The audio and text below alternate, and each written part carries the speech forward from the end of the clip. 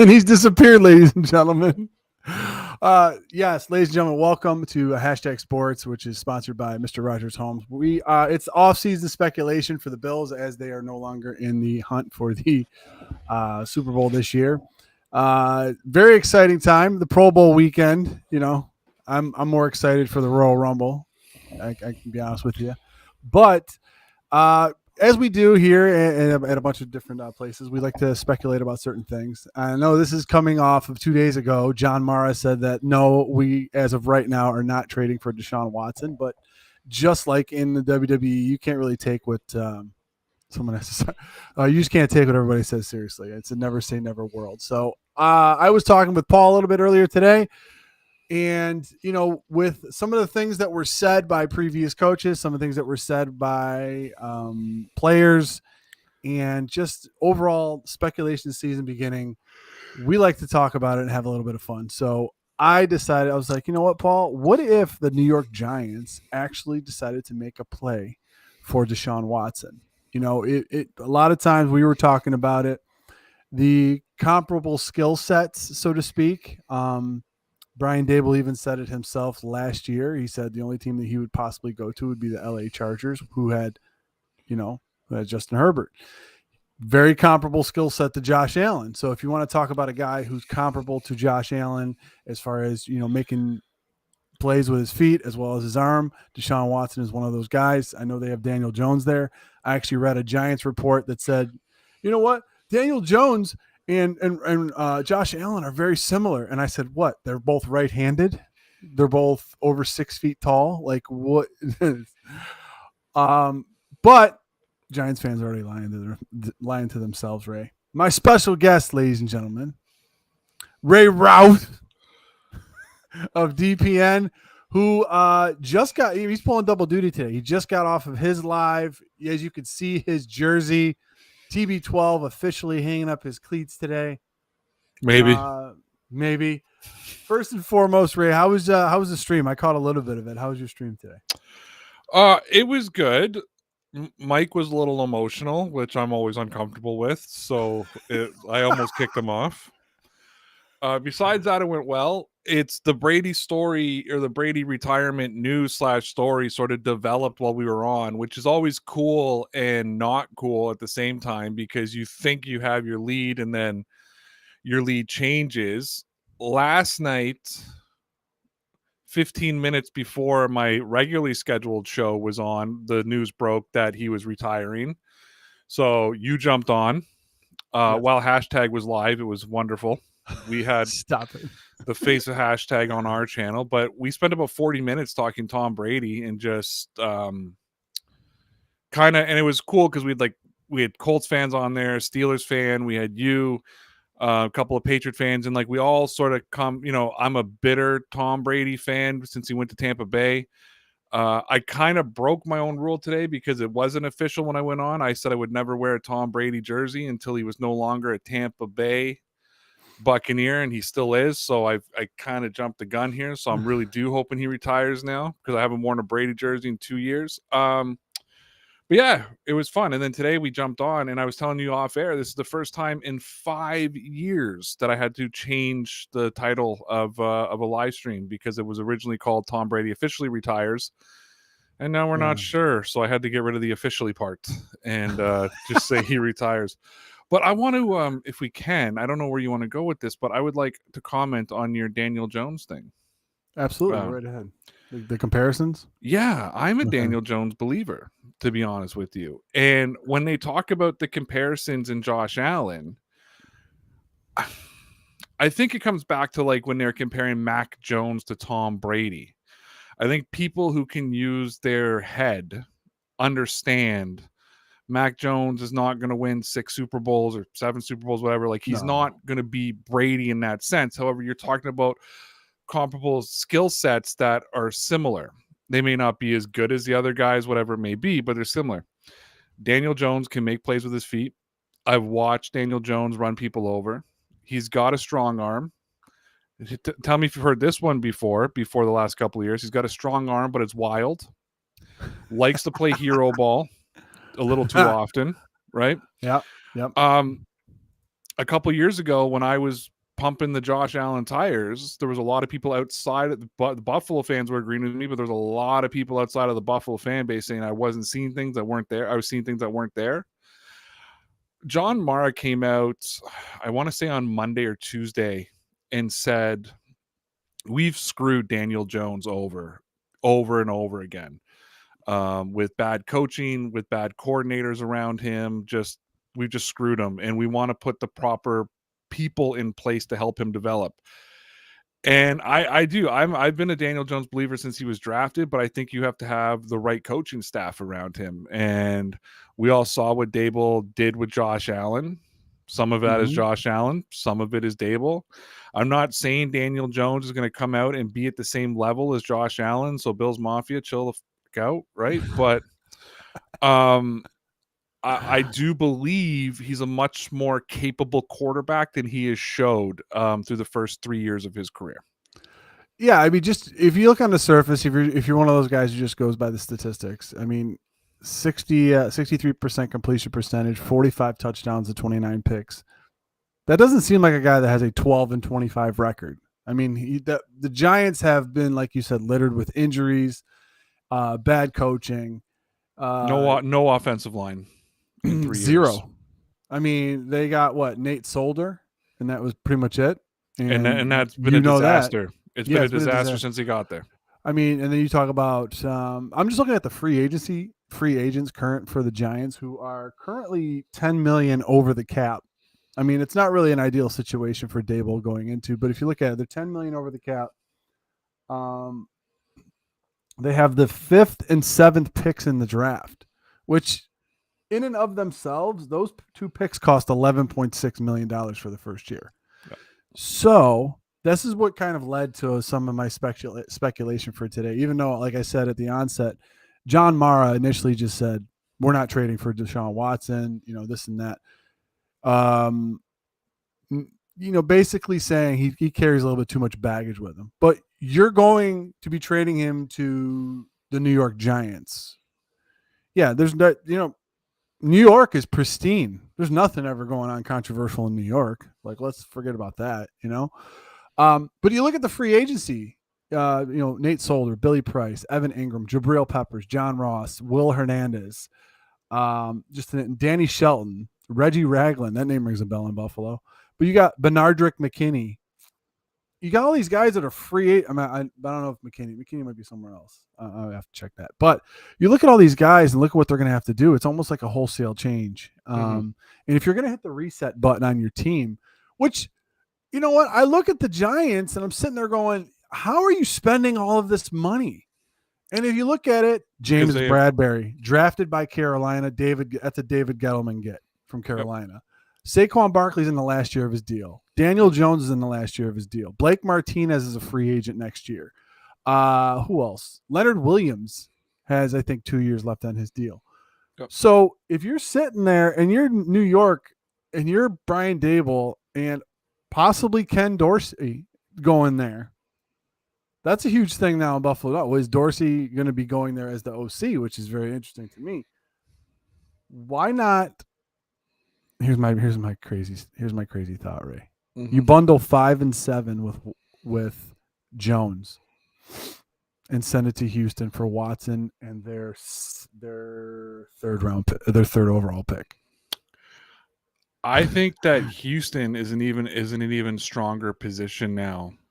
You think so? For Deshaun Watson, because I believe they believe in Davis Mills.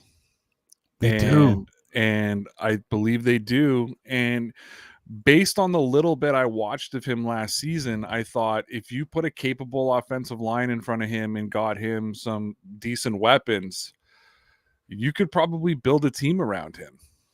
That puts them in an even stronger position because now they're like, hey, we got a quarterback. You got to figure they started him over Tyrod Taylor, who can't catch a break. Who, by the way, has been the architect to the next quarterback of everywhere that he's gone. He lost his job to. So let's go through the history of Tyrod Taylor, can we? All right. So Tyrod Taylor was with Baltimore. before Joe Flacco. He was. Yes. Then he went to Buffalo. And was he the quarterback before Josh Allen? All right, let's try to figure this out. When did Flacco get there? Because I was going to say 2008. He won the Super Bowl, was his first real year as a starter with them, and that was in 2012. 2012. Okay, so Tyrod was Maybe in Baltimore in 2011. Then he was in Buffalo. So Flacco was then in 2011. So because they were going with Flacco over Tyrod, so then he went to Buffalo. And then he went to Cleveland. Yep. And lost his job to a Mr. Baker Mayfield. Then he went to the Chargers. And he lost his job to a Mr. Justin Herbert. He's actually taken the Drew Bledsoe route, if you really think about it. I will fight you. Who did Bledsoe lose his job to in New England? You're wearing the jersey, Ray. Okay. Who did he lose his job? Romo. Then he lost his job to Romo. But he didn't lose his job. He didn't lose his job in Buffalo. No, nobody just wanted it. We're done. Nobody. You're done. It. They're like, thanks, bud. Thanks for coming. So he went back to Uncle Bill, and Uncle Bill was hoping he could get something out of him, and couldn't. Bill. And took and went with Romo, which, by the way, I just watched the Football Life Tony Romo. Amazing, isn't it? It is phenomenal how they tried to pressure him to a contract. He just stood his ground and said no, and that was the sign to Parcells that we have our quarterback. Just absolutely amazing story of Romo. Jerry Jones and Bill Parcells in a room that's like the size of a shoebox, and you're like, yeah, I want to get paid. Yeah, I'm not signing it, and that. But anyways, so I think they're happy with. And then he lost his job to Davis Mills this year, Tyrod. So, I think they like him. So I don't think that they'd be interested in Danny Dimes. They might be interested in the draft picks, but I don't think they'd be interested in Danny Dimes though. Yeah, I'll just put it out there. And in the modern NFL, Ray, and you and I know this very, very well. When a team wants to hit the reset button, they reset everything. Danny Dimes has 1 year left. Now, if you think that they're going to say, okay, we'll play out the last year of his deal. That's it. And then we'll draft our quarterback in 2023. Then they're going to use both of those picks, 5 and 7, to either build the line or build something over there in New York. And they're going to just have 1 more year, because that's the natural progression that happens in the NFL. A lot of you guys know that is you get the GM, you get the head coach, and then you get your quarterback, and then you go. That's how it works. I have a wacky sort of theory on building teams. Okay. I actually stole this from Ben Vollen, but I thought it was brilliant. But what if a team, let's say like the Patriots, because they'd be more in a position to do it right now. What if in 5 years, regardless what Mac Jones is, they move on from him and just draft their next quarterback? What if you never pay a quarterback? What if just every 5 years you draft a new one? Or every 4 years, you option them, and on their option year, you draft a guy to sit behind him, and then the next 4 years, that's your starter. That is a interesting thing that's like exchanging CEOs of a multi-million-dollar company all the time. I like the idea. Now that first came to me with Lamar Jackson. Now I know I'm going to catch heat on this, and I know I will, but with the way that they were playing Lamar Jackson, I mean, the guy's 205 pounds, 210 pounds, and he's running around I know a lot of people can't catch him, but when he does get caught, he gets banged up a little bit, and he has been banged up in his first 5 years.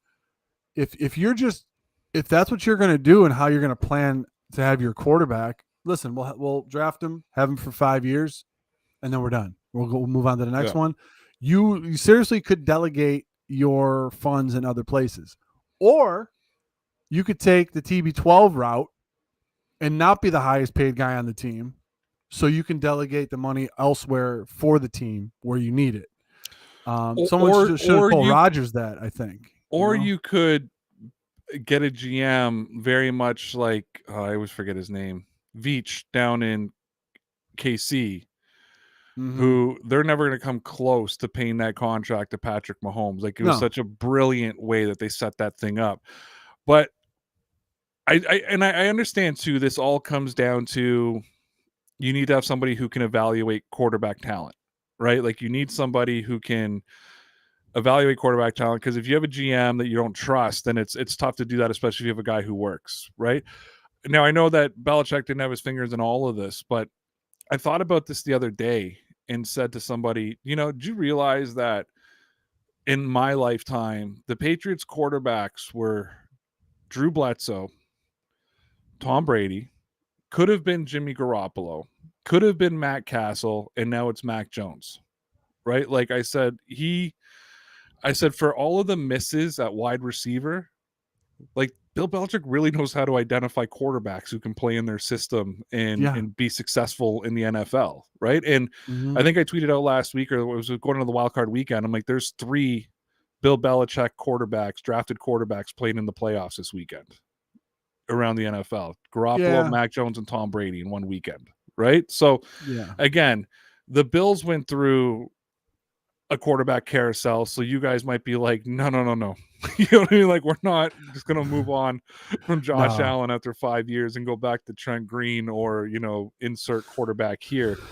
But however, I've thought about that, though. I thought, like, what if in 5 years, I don't think it's going to be Belichick. It's going to be somebody else, because I think he's going to be done in a couple of years. Or he could be the GM. I've wondered if he'll step down from coaching but stay in, like, the player personnel department like Coughlin did near the end of his career. Those guys have a hard time keeping their hands off the reins, though. Yeah. But I just so it's going to be somebody else. And I just wondered, like, what if in 5 years we just don't draft? Or what if we just don't sign Mac Jones? Like, what if we just let him walk and you find another guy that fits the EP system and just go? I love how you mentioned it, but my point was, I was trying to figure out how to work it in. Earnhardt Perkins, look it up. That is a possibility. I mean, a lot of these guys. I mean, you saw it was a one and done for Josh Rosen, and that opened the floodgates for certain teams to be like, yeah, if it doesn't work out right away in a win now league, you're gone. It's kind of silly how that happens to manifest quite a bit in the NFL with a lot of these quarterbacks. But I was just like, I was just starting this discussion with. If he doesn't get traded, if Watson doesn't get traded and he doesn't play for Houston anymore, he becomes the Bill Cowher of players. Like, remember every offseason, it was always speculated that Cowher was going to come back. He was going to be a head coaching candidate at this team or that team. Deshaun Watson is slowly becoming the Bill Cowher of the player. If I was Houston, I'd be like, you want to sit out? Sit out. Like, I would stand my ground now. I would not feel any pressure. I would not care about the media scrutiny. You know what, buddy? You got 4 years left on your deal. If you don't want to get paid for the next 4 years and you want to sit home, we had the power, kid, not you. You're under contract to us. This isn't Le'Veon Bell sitting out a 1 year as a restricted free agent. This is a guy that's got a long-term deal. And I think Houston has. If I'm Houston, I'm playing it out. I'm like, whatever, bud. You want to sit at home? The current deal that he has right now, he's signed up until he's 30 years old, until 2025. So tell me, if he sat until 2025, who would sign him after that? If they sat him out? Yeah, sat him out till 2025. Who would sign him? He already got his bonus and everything else. He's already got paid, but that'd be it. His career would be over. He'd be Cam Newton. He'd bounce around. By March 22nd of this year. Okay, just to give you guys a heads up, because this is how free agency and a lot of these things work. The 2023 $20 million salary and $17 million roster bonus is guaranteed in 2023. In March 22nd of this year, it'll be guaranteed. So Watson is still getting paid, but if they designate him a post June 1st trade, they end up saving roughly around $35 million. Yeah, against their cap. And again, I think they have all. They can't cut him. No, they can't cut him. But I think they have all the power, and he's going to no trade, so he's going to try to make it difficult. And if I was Houston, I'd stand my ground and say, "Fine, go sit home. Then we've paid you anyways." You know what I mean? Yeah, the guaranteed money, you guys know with the contracts, is they get paid the guaranteed salary. They get paid the first day that contract kicks in. Yep. But they prorate it for the balancing of the books every year. Yep. And you can only do that for 5 years. So Yeah. So I'd say you already got paid. So he if did. you're not gonna waive the no trade clause, because if you're Watson, do you want to go to New York right now? I think he'd like to play. You mean right now? You don't think he'd like At this after moment right now? I with know the y'all. public I know perception of y'all what love. Dable done with Allen? You don't think he'd like to go I play know with you Dable? all love Brian Daboll. I don't think Brian Dable's enough to get him to go sign with with the Giants. There's two big things happening there. Number one, you're going into New York. This isn't Houston. You're going to New York. You're going into one of the meccas of media. You're going into one of the meccas where you're not going to be on the front page of the sports section. You're going to be front page of the New York Times with especially all that you have behind what you're dealing with legally at the moment, right? Mm-hmm. So that's all going to be there. Number two, you've just said it. How long is he going to have Saquon Barkley for? Because one more season. I assume Barkley's going to cost a fortune. Yeah. So what are you gonna do? You're gonna throw to Kenny Galladay, who played like a game this year and was injured the entire season. Yeah, let me look at their cap situation with the Giants. It's bad. But here's the deal: is that the plan moving forward? Is it okay? But New York is a very, like you said, it's the Mecca. You don't win there immediately; they already want to fire you. So if you're looking at it in this respect, it's got to be different this time though, because I think both the general manager and the coach walking in there, you're not walking in with the teams that Joe Judge had or the moron before him. It's you're walking into a mess. You're walking into a roster that's screwed up. And Mara acknowledged a lot of that. 72 million was Galladay. 4 years, 72 million. Why are you handing out that contract when you don't have an offensive line? You've got a solid defense. Yeah.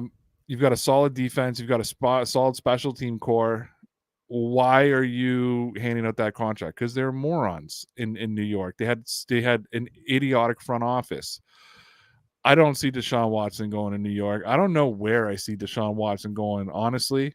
Yeah. If I'm going to be straight up with you, I think that listen, I would sit there right now and say we have Brian Daboll. We don't really know what we have in Daniel Jones. What we do have now, though, is Brian Daboll and Freddie Kitchens on the same staff. Oh. Two guys who have provenly developed quarterbacks. Look at Baker Mayfield with and without Freddie Kitchens. Yep. Right? Yep. So you've got two guys who have provenly developed quarterbacks. If I'm Mara, I'm saying to whoever the new GM is, I forget. I'm saying Roshan. Daniel Jones is not going to cost you a Baker Mayfield money, which is already low compared to what Allen and them cost. He's not going to cost you a fortune. He hasn't played to cost you a fortune. You sign him on a short deal. You exercise his 5th-year option. He's only on his 4th year. Oh no, he's not a first rounder. So I would give him like a 2-year extension at low money, approve it 2-year for him. And I would give these guys the opportunity to try to develop him and build the team around him. Because damn, and they have a weak division outside of Dallas, and Dallas is going to take a big step backwards this year. They are. They're definitely going to take a step backwards. They're in a historically weak, I don't want to talk about that division, the NFC least.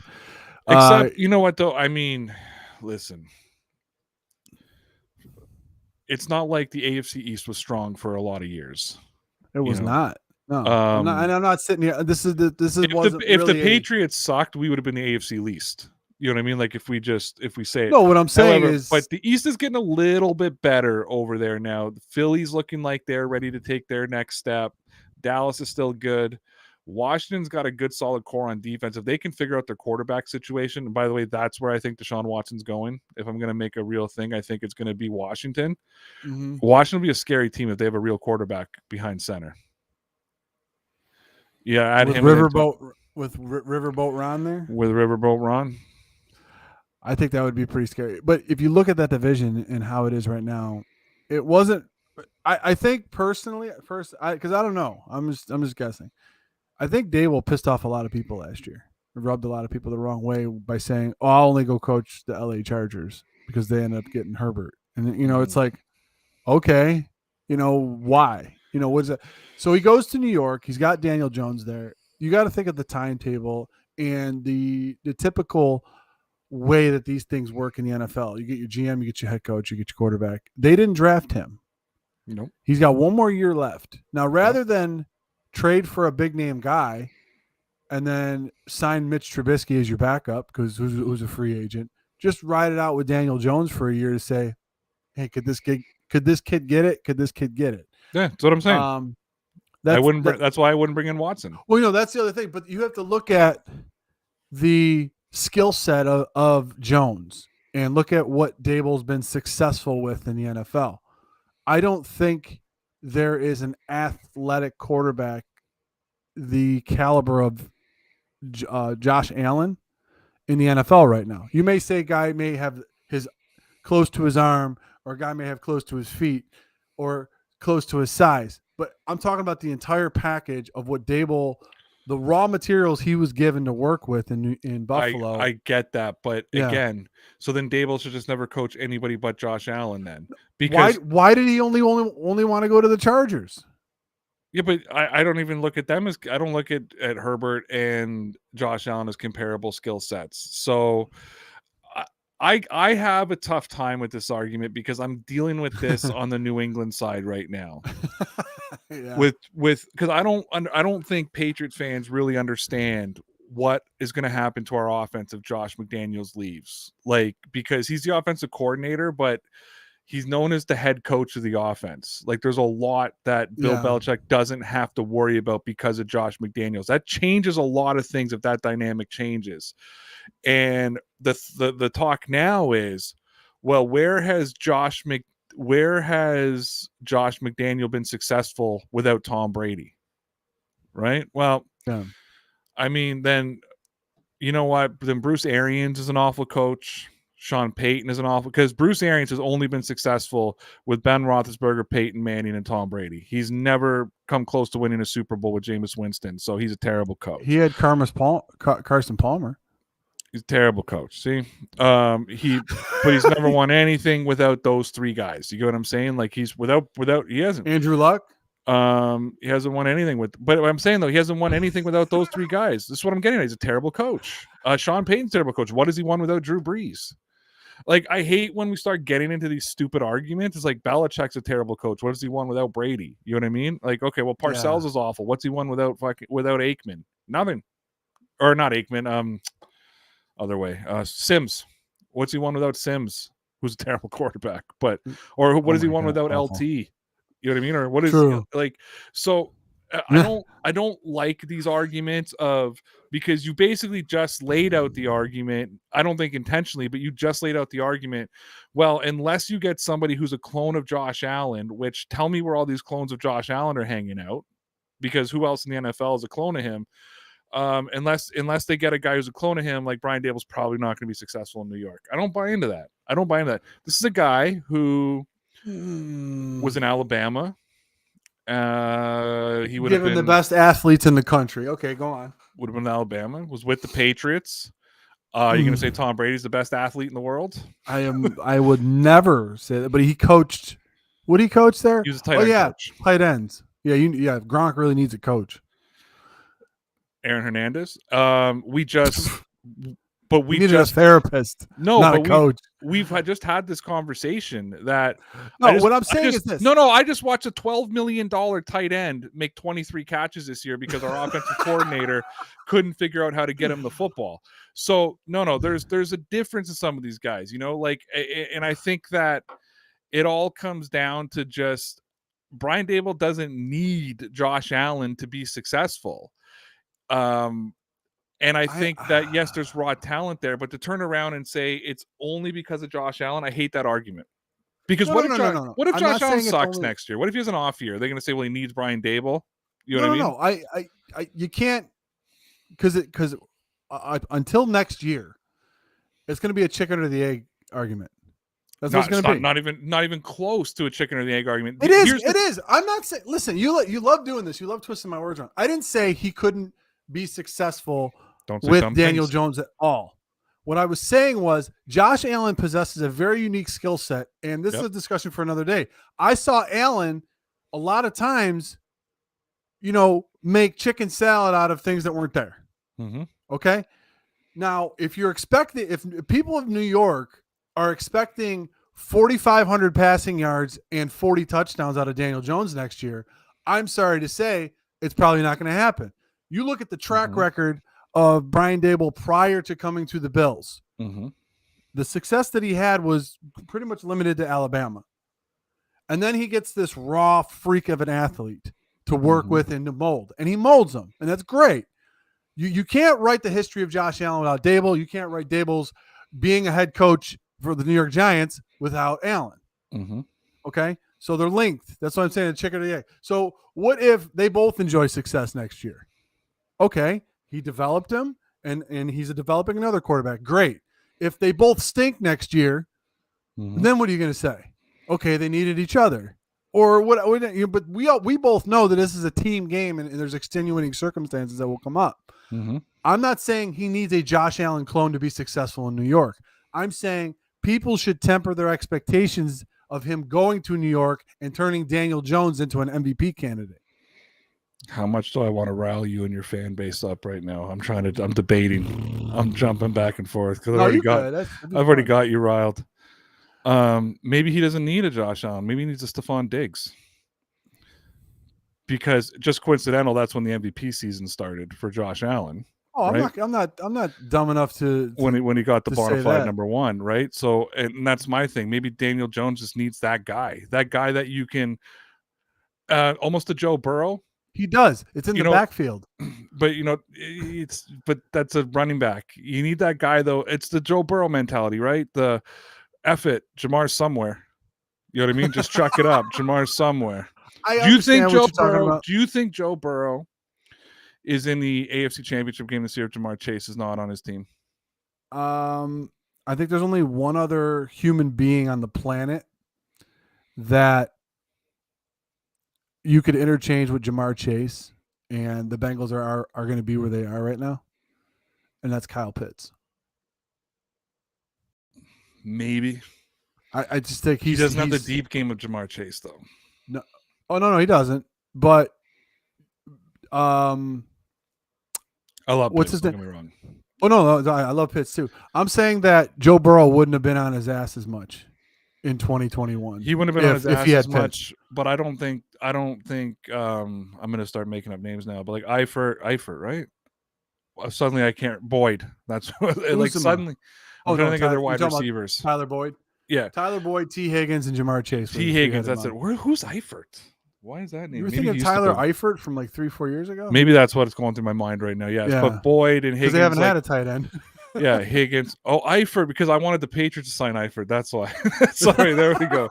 That's why I'm thinking of Tyler Eifert. Yeah, no, but Higgins, Boyd, they're not having the success they have this year without Jamar Chase, right? The same way Gabriel Davis can be your flourishing star all you want, not without Stephon Diggs. I'm sorry. Well, no, I mean, there's other factors as well. There's a reason Stephon Diggs had 3 catches for 7 yards and that's not on Diggs. That's because Kansas City put every ounce of defense they had to take him away, which opens up Gabriel Davis. You know what I mean? Yeah, I mean, the timeline is very, very simple here. Is the fact that Allen and Daboll get there in 2018. Dorsey gets there in 2019. Diggs gets there in 2020. No. And you look at the 2020, 2021 seasons. Like it was just gonna.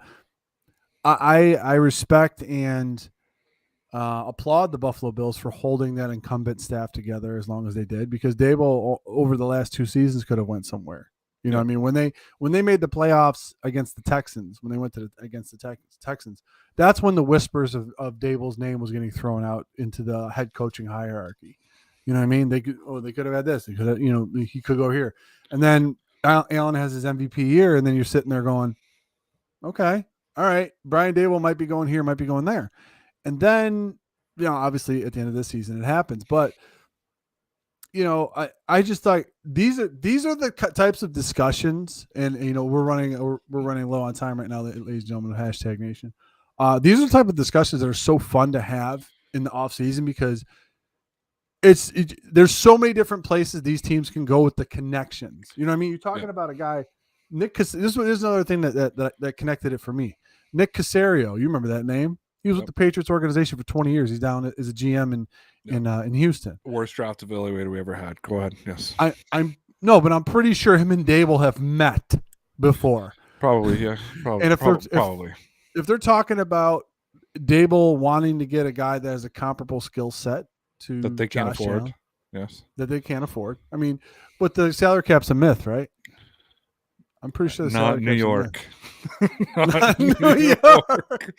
I was just saying it's a fun discussion to have with individuals because we know a lot of these deals that happen that maybe I'll have a lot of fans scratching their heads are because of the connections that are developed in the NFL. And 100%. There's a definite connection between. I mean, we thought that the Buffalo Bills and the Giants were going to go back and forth because Gettleman was there, and him and Brandon Beane were down in Carolina. The 2017 draft, the Buffalo Bills trade back with who? Andy Reid. You don't think that Sean made a call to Andy Reid and said, "Hey, give us a first next year. You can move up and take Mahomes." You know, this is why these deals happen in the NFL. So I just thought it'd be fun to get on here and shoot the breeze with you and get your mind off of Tom Brady for a little while and shoot the breeze with the hashtag nation. It's the first time my mind's been on Tom Brady in 2 years. I think a lot of your audience knows my feelings on the whole Tom Brady leaving New England. And trust me, I'm Team Belichick, if anybody's wondering. No, it's an interesting conversation, and I do look around because we're the Patriots. Well, the Patriots are in a really funny situation right now because they could lose Josh McDaniels to the Raiders. It looks like they're probably going to lose him to the Raiders. However, the rumors that I'm starting to hear rumbling around now from my very limited people I know on the inside, not the Patriots organization, and the media, I was told don't be surprised if Joe Judge, Brian Flores, and Bill O'Brien are all Patriots coaches for next season. You've beautiful. Got the DC who mastermind the defensive game plan and game calling against the Rams in the final Super Bowl and Brian Flores. We have seen, and Patriot fans will tell you, we have seen a comparable difference in the special teams since Joe Judge has gone to New York.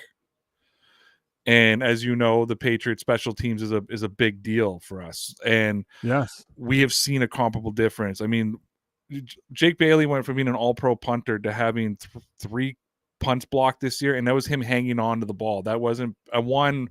I think the one against the Bills was Jakob Johnson missed his block, but the other 2 was his fault. Like he held it too long. And then Bill O'Brien, he got more out of the Gronkowski-Hernandez duo than Josh McDaniels ever did. Never close to getting what he got out of it. And I think as a Patriots fan, my massive disappointment this season was I wasn't a fool like some people and thought we were actually getting Gronk and Aaron Hernandez when we got Hunter Henry and Jonnu Smith. Yeah. But I saw the comparable and I said, you can do a lot of similar things that you did with both of them. And Jonnu Smith is 10 times the athlete that Hunter Henry is. Yet Hunter Henry got involved in the game plan. Why? Because his game is very similar to Gronk's, and that's the game that Josh knew how to call, was throw the ball over the middle to the tight end who's big and strong and can win 50-50 balls. Had no idea how to get Jonnu Smith involved in the game. I said it the other day. I don't want to lose Josh McDaniels. I don't think people understand the actual impact that's going to be in the organization. And just because you think the play calling's a little vanilla, or maybe you don't want to admit that perhaps there wasn't full faith in Mac Jones, who was a rookie last year. And I'm not using that as an excuse. I'm just laying the fact he was a rookie, and I don't think they opened the entire playbook up to him. I don't think they played. No. I think that the amount of times they punted on 4th down, if Tom Brady's there, they're going for it on 4th down. You know what I mean? Like if probably. So I think that will come with time. However, if they were to lose him, bringing in Bill O'Brien as the offensive coordinator would excite me, because you'd start to see a little bit of that 2011 offense come back into play with the tight ends. If that's the case, I'm now no longer concerned about that number one receiver that I now think the Patriots need, because your number ones are going to be your two tight ends. And then that's going to open up Aguilar and Bourne, and you can try to, bring back Jacoby Myers if you want as your third. So the Patriots are about to go through this too, right? McDaniel's going to go get a job at the Raiders. He's going to strip the Patriots organization of all the lower tier guys to go work for him. And then but fortunately, just because of, like, I always say to people too, like, don't forget, like, the Patriots just have Matt Patricia kicking around in the background. Like he's just chilling. He's just chilling. He was a special assistant to the head coach. That's his title. Like, he was just chilling out. Like, you can put him into a defensive role. He was getting Belichick coffee. That's what he was doing. Brian Flores is going to be looking for a job. Joe Judge is going to be looking for a job. If Bob wants to be back in the NFL, he can come back and work for Bill. And I'm sure Nicky Saban would say, go work for my buddy Bill if that's what you want to do. You know what I mean? Like, Joe Judge, just by the way, is an Alabama guy. That's where Belichick found him, was out of Alabama. Right, so they just keep recycling those guys between each other all the time. Well, it's funny. Yeah. Bill O'Brien, Brian Daboll, and Joe Judge are the only three Patriots Alabama coaches connections. They were just talking about this the other day. They don't actually exchange a lot. They get a lot of players. The Patriots draft a lot of Alabama players, obviously Mac, but like Hightower, Harris, those kind of guys. But look at the coaches. They don't exchange a lot of coaches back and forth, because they don't want to steal them from each other. Yeah. And Bill O'Brien went to Alabama way after he left the Patriots. Oh, yeah. Yeah, he kicked around. He went down to Houston for a little while. He was the head coach there for a bit, yeah. Yeah. He was there for a little bit.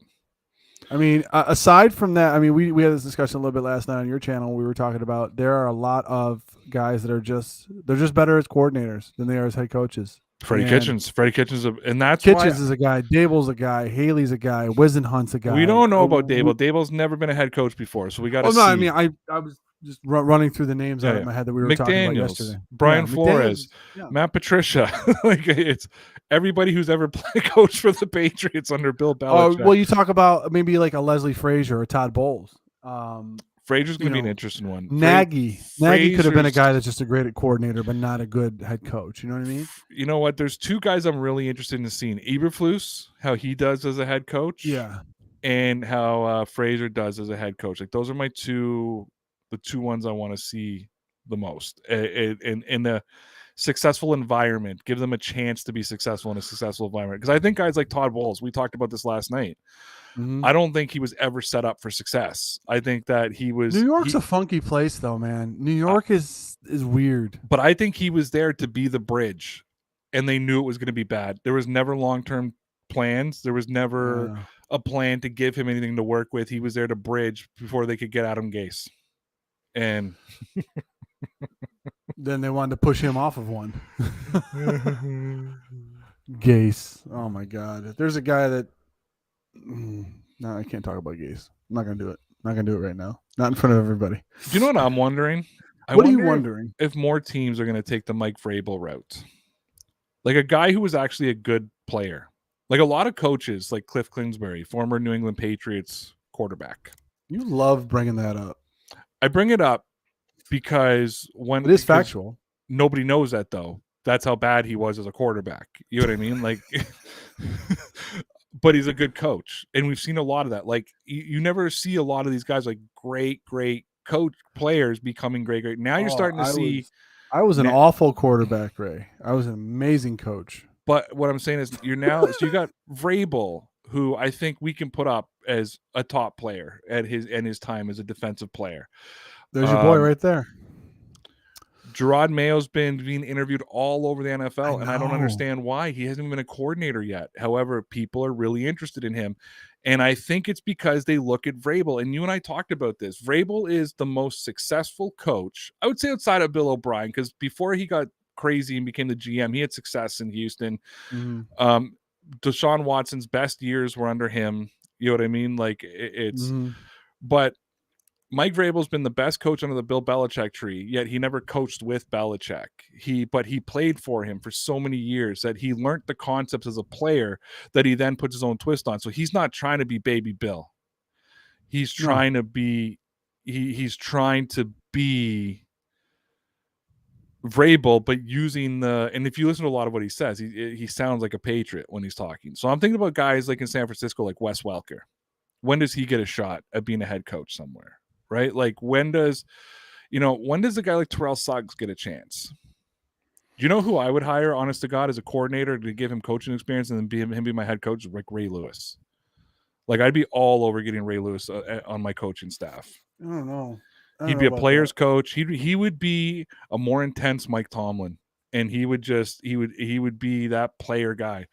But I'm wondering if you now see, like you talk about the Gerard Mayos of the world, you look at the Vrabels, the Welkers who are coaching, Byron Leftwich. I wouldn't necessarily call him great, but he was a good enough quarterback.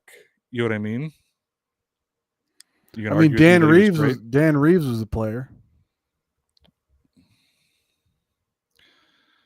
So was Sean McVay, but they all played at some point.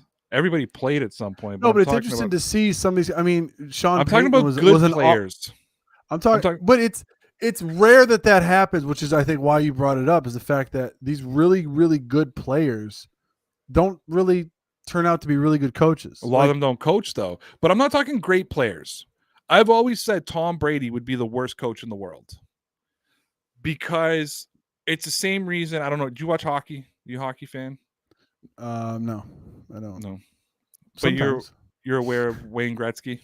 I think I've heard of him, yeah. Okay. So I'm not a hockey fan either, but they've talked about it. One of the worst coaches, and I think he's coached twice now. One of the worst coaches in the NFL is Wayne Gretzky.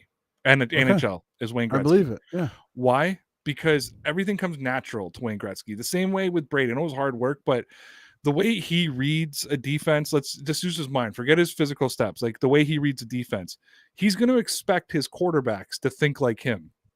It's hard to think like Tom Brady and Peyton Manning because they think at a different level. You may be able to see what they see, but not in the time span that they see it. You know what I mean? Like the way their brains fire is phenomenal. And I think that there's going to be a heavy expectation on players because I think sometimes it's just we do it with our kids, right? You're trying to teach them something. You're like, just do it. Like, you're like, look, it says apple. It says apple because it says apple. You know what I mean? Like if you're trying to teach them to read or something, like there comes a time when you're like, there's a reason you teach and I don't. You know what I mean? There's a method. No, I mean that seriously. There's a method and a methodology to teaching. There's a methodology to coaching. And I think sometimes when things come natural to you, because you can't learn how to think. That's what I always say. Like you can't learn to make your brain work really fast. It's just something that happens. You might be able to learn processes, but it just happens. Tom Brady will never be able to teach somebody to think like him. And I think that's what the issue is. And if they don't, they'll never meet his expectations. That is very interesting.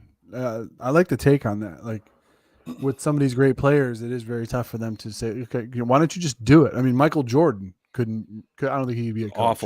Awful coach. You know what I mean? It was like, okay, yeah, you have to do this, and this, but there's something inherent that makes them different athletes at the time when they're at their peak. That is uncoachable at some point. You know what I mean? I think it's also, you can't teach work ethic, right? And when you think about, okay, so I don't want to talk about Tom Brady because you're Buffalo. Let's talk about Kobe Bryant for a second, right? Yeah. Kobe Bryant, this great story. I can't remember who told it, but it was a great story. It was Team USA. And Kobe Bryant shows up to the gym at 5:30 in the morning, and there's a young kid in there working out. And Kobe's like, hey, so he goes and works out with him. Kid says he shows up at the gym the next day, 5:15. Kobe's already there working out, right? And he says, yesterday there at 5:30. Today's here, the guy shows up at 5:15. Kobe's already working out. So he says, Kobe, what are you doing here so early? He says, I couldn't let you be here first. You know what I mean? Yeah. And like, you can't teach somebody to have that type of competitive edge. That's just something he did that with Jason Williams, like pregame, because the Jason Williams wanted to see what was going on with Kobe in the pregame. So he comes in, he goes, I was going to take 500 shots today. I was going to do 500 shots. But he goes in, Kobe was already there. Yeah. And then I guess Kobe worked out an hour after he finished. He said, Kobe, what's he was like doing real game time moves and all this other stuff. And he said, Kobe, why did you stay so long in the gym? He goes, because you came in. Yeah. I wasn't going to let you outwork me. No, and you can't. But not everyone has that mentality. Yeah. No, and I think that's why I don't think Kobe would be a good coach. Like maybe go for kids or whatever, but I think to be in the NBA because he would expect the Mamba mentality, you know what I mean? And it wouldn't come. Brady's the same way. Like it's Philip Rivers would probably be a great coach. Well, he's He's already probably got right. a team he coaches every day. His high school team or whatever, or it's just his kids, Family. yeah, just his family. But it's the same with Peyton. It's the same with Brady. Like those are guys that like they just ate football. They lived football. Brady had a clock in his basement that used to reset the day after the day of like as soon as the final whistle of the Super Bowl went up, it'd be like this many days, this many hours, this many minutes until the next Super Bowl starts. Like until whatever, till the Super Bowl. Like because that was always the goal. That was always the drive, right? You can't teach that to people. So when you're one of those guys, the Peytons, the Bradys, the Kobes, the Jordans, who have that kind of edge, that have that kind of skill, that have that kind of throw, you can't it's impossible for them to teach you because they're trying to teach you something that you just can't teach. Yeah, exactly. So Razor, we're getting to that faithful minute where we're going to have to try to wrap this bad boy up. As we started this discussion, you guys, we took a couple turns. This is how this show goes. I mean, if you guys didn't like it, you wouldn't follow. But if you're new here, maybe you want to hit that subscribe button. Maybe you want to hit that notification bell so you can get notified anytime we want to do some of this offseason speculation. Do it. We talked about Brian Daboll, Daniel Jones, and the possibility of the Giants maybe trading for Deshaun Watson. And we discussed maybe other destinations or what Houston may do with Deshaun Watson. We ended up talking a little bit about quarterbacks today. We had a lot of fun talking about various athletic mindsets, which was a turn I didn't think it was going to go. But do you want some breaking Tom Brady news? He's not retiring. I don't know. My stream's looking stupider and stupider. I'll tell you that much. Tom Brady has called the Bucs to inform them that he's not even close to making a decision about his retirement. So Chef got it wrong. The Chef bomb was wrong. That's not very often. Chef got it wrong. It's Chef not, doesn't. He's got 9 million followers. He can't afford to be wrong. Say Chef isn't wrong very often. Something happened. He changed his mind. No, do you want my theory on this? He's going to retire. I think, first of all, the biggest giveaway was the official account of the TB12, like TB12 center, like his official account. Thanked him for the memories and wished him a happy retirement, did like a retirement post, and they've since deleted it.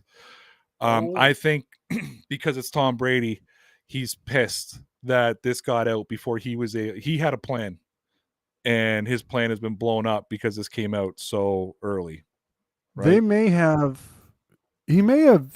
set this up to test the waters to see how people would react to it. Being Brady could be him, but I think that because we talked about this on our stream near the end. I said, you know where I put this at is, you may not remember, but during the offseason, Julian Edelman retired. Mm-hmm. And there was we were just on our stream the night before talking about how Julian Edelman's going to fit in and how you build around, an older Julian Edelman. Like, so none of us saw it coming. Right. And then all of a sudden they put out this video of him sitting in the middle of Gillette Stadium and, it starts doing the memories and he starts talking about how the wheels have fallen off and he retires. I think Brady's video was coming out. Brady's big, it's over, it's done is coming out. Regardless of what people say, I believe it would have happened before next weekend because I know you guys can think what you want about Tom Brady. I know you guys are Buffalo fans. Mm-hmm. But my buddy texted this to me. That's why I don't think Brady wanted this out. A, for Ben, because they're actually really good friends, Ben and Brady. Number two, I don't think Brady wanted to outshine NFC week or championship weekend, which he would have if he would have retired this weekend. That's all. And I don't think he wanted to outshine the Super Bowl. You do it going into the Pro Bowl when nobody cares. And then by the time the Super Bowl rolls around, nobody cares anymore. You're now focused on the Super Bowl. I think it would have came out Thursday this week because that would have been enough time to people to react, the Pro Bowl to happen, and then by the time Super Bowl Monday comes around, all you're focused on is the Super Bowl. That is true. The things get released in a matter of speaking that way, and it's really interesting that happens. I don't know. Well, I'm still pissed off at that one. I'm still pissed off at that one commercial they had to celebrate the 100 years of the NFL, and they had Joe Montana throwing a pick. He's never thrown a pick on Super Bowl Sunday. That's bullshit. Yeah, but you had to. That's to this day still my favorite commercial ever for any product or So anything great. anywhere. It was so great. And I'm gonna be honest with you, both my boy and I screwed up because we were watched because anytime the Patriots are in the Super Bowl, I have a Super Bowl party and he was here and we were watching it. And when Ed Reed made the tackle, when Ed Reed popped up, we thought it was LT. We didn't realize how old Ed Reed got. Like Seriously? we thought it was LT. We literally thought it was LT. And then all of a sudden we found like I can't remember when it was like the next day. I texted him like, dude, that was Ed Reed. That wasn't LT. Oh my God. And That he is was like, beautiful. are you serious? And I'm like, yeah, like we didn't realize he had aged that bad. Like and gone that gray and just gone like I don't know. Ed Reed. So just so people know, regardless of being a Patriots fan, my two favorite players of all time are Ray Lewis and Ed Reed. So it's so for me to not even recognize them is bad. It was so unfair when they were both on the field at the same time. It was very unfair. Disgusting. Unfair. All right, Ray. Speaking of Ray, I want to thank you for your time tonight, buddy. I'll be seeing you on Monday, my friend. Be sure to go check. I'll put it in the description after. I'll put all your socials in the description after the video.